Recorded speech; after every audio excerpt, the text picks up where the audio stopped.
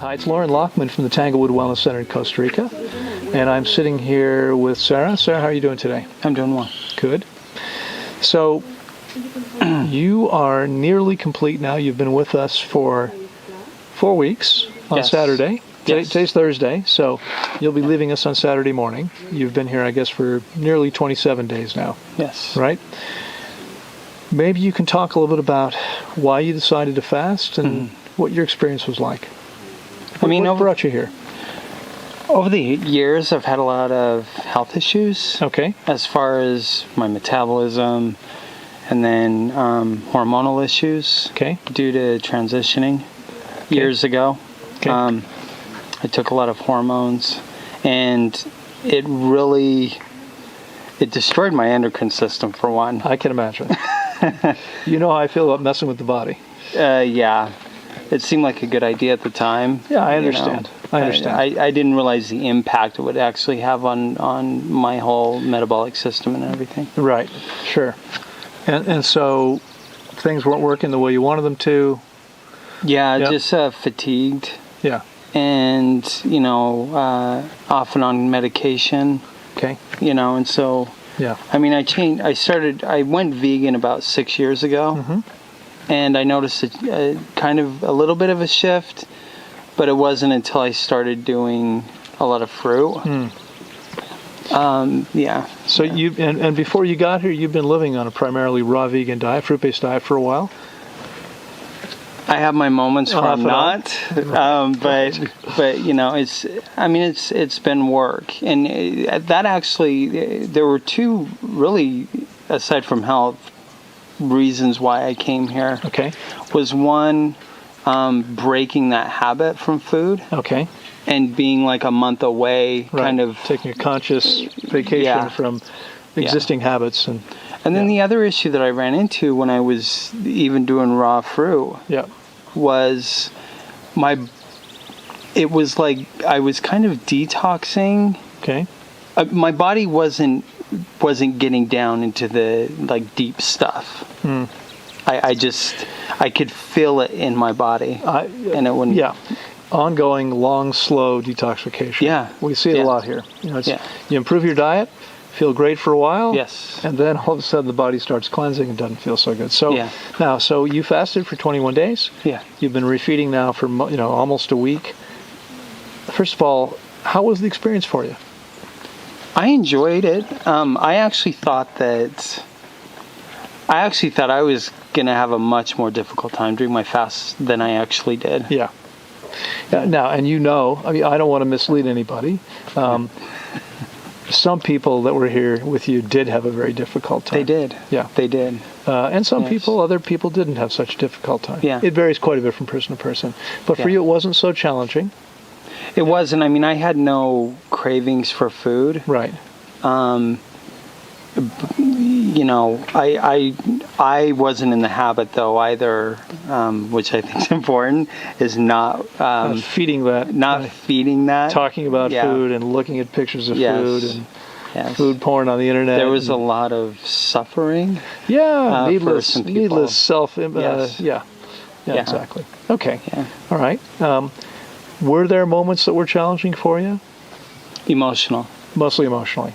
I mean, just sitting with myself. Yeah. And really those emotions coming up. Right. And really processing those. Yeah. And that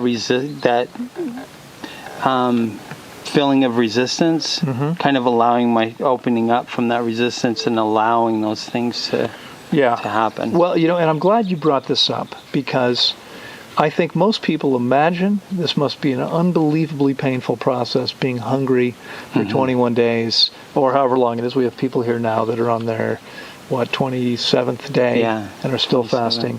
But as you said, you weren't really hungry. I wasn't hungry the whole time personally. Yeah.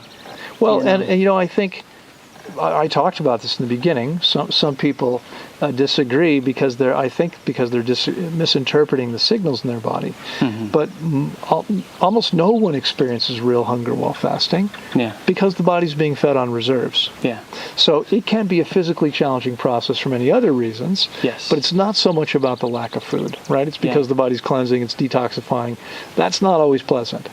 It can be okay, but sometimes it's not so pleasant. But I think what's often the most challenging is the emotional piece. Yes.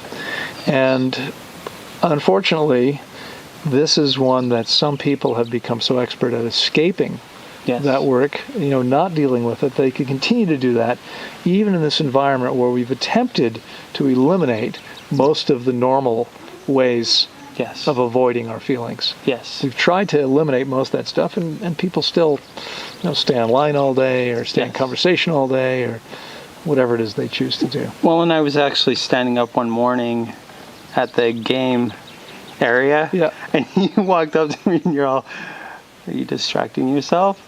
And seriously, I was. Yeah. And I went right back to my room and I laid down. Good for you. And I sat there with, I have to say, we get amazing people here. You're certainly no exception.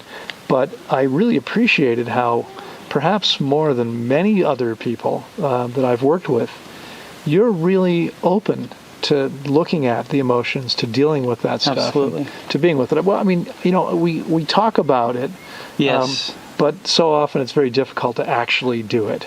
And you'd be surprised how many people I met here particularly that said that they don't have any emotional work to do. Right. Or that they did it, a year ago. Yes, exactly. And I'm keenly aware of my eating and where that comes from. Right. It's just the struggle has been like how to I needed this fast to give myself some distance from the food. Right. Well, yes. I do hear this story sometimes that they've already done the work, and that's usually a pretty good indicator they haven't finished doing all the work.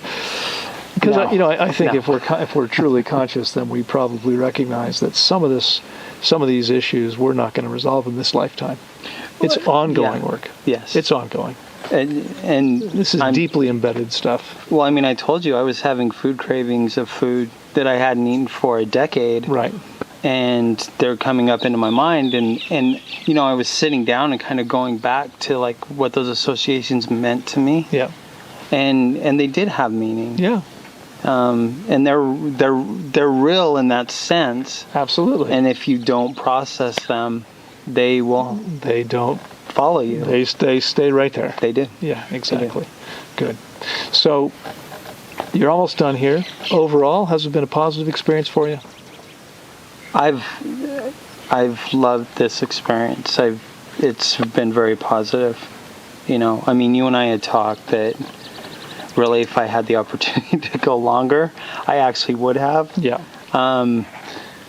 Because I did have some resistance to refeeding. Right. Just because I don't want to.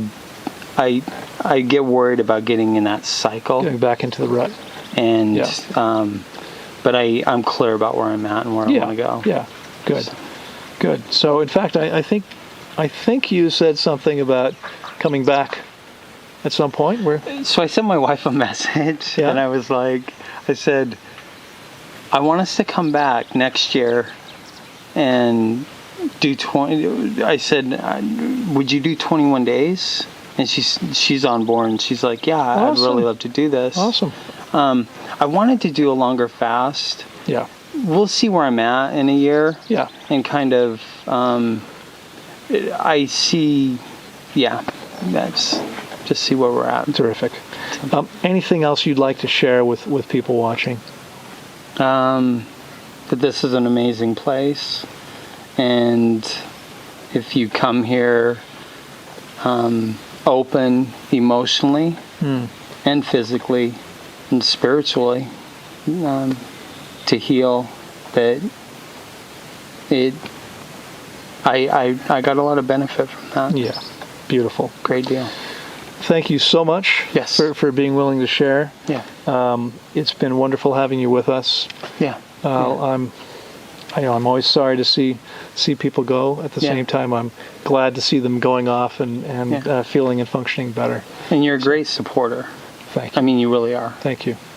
It's huge. Thank you very much. Well, it's been a pleasure, and we will look forward to seeing you again. Yes. Take care. You too. Bye-bye. See you next time.